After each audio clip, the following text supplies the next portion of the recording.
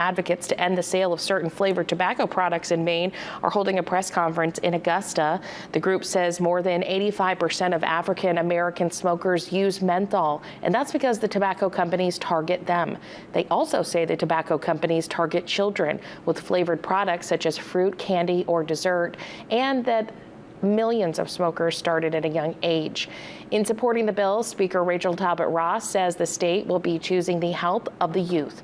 Representative David Boyer disagrees with the bill, saying retailers are selling to adults, not children. Menthol is used to target many communities, including my own, the African American community, and represents a deliberate assault on the health of our people. How is our state going to lose a bunch of tax revenue because people are going to New Hampshire to buy another substance? How's that going to affect our communities when we don't have that revenue from this product? So again, it's let adults be adults. This bill package does not target smokers.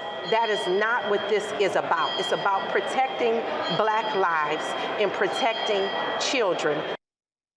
The bill does not propose penalizing purchase, use, or possession of the products, but the enforcement is only directed at licensed tobacco retailers.